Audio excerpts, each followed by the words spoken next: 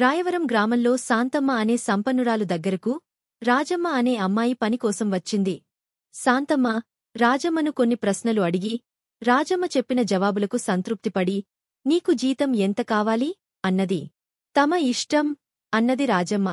కాదు, నీకెంత కావాలో అడుగు అన్నది శాంతమ్మ.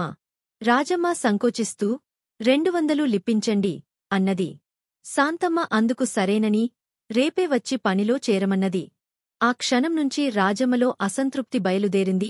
తాను తొందరపడి జీతం 200 అలా కాక 300 శాంతమ్మ ఒప్పుకునేదేమో.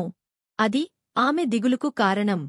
మర్నాడు ఆమె శాంతమ్మ ఇంటికి పోయి తాను పనిలోకి వచ్చినట్టు చెప్పింది. శాంతమ్మ కొంచెం బాధపడుతున్నట్టు ముఖం పెట్టి ఏమి అనుకోకు, ఈ 10 రూపాయలు తీసుకుపో. ముందు చెప్పాపెట్టకుండా వెళ్లిన పనిమనిషి తిరిగి వచ్చి క్షమించమని కాళ్లా వెళ్లపాడుతుంది అన్నది. రాజమ్మ శాంతమ్మ ఇచ్చిన 10 రూపాయలు తీసుకుని అమ్మా, నాకీ ఉద్యోగం రాకపోవడం చాలా సంతోషం కలిగిస్తున్నది అన్నది. ఎందువల్ల అంటూ శాంతమ్మ ఆశ్చర్యంగా ప్రశ్నించింది. అది తమకు మనవి చెయ్యలేను, కాని ఒక చిన్న విన్నపం, దయచేసి ఇకముందు ఉద్యోగం కావాలంటూ వచ్చినవాళ్లను జీతం ఎంత కావాలని అడక్కండి. పనిబట్టి ఆ జీతమేదో తమరి నిర్ణయించండి అన్నది రాజమ్మ. రాజమ్మ ఇలా ఎందుకన్నదహో ఎంత ఆలోచించినా శాంతమ్మకు అర్థం కాలేదు.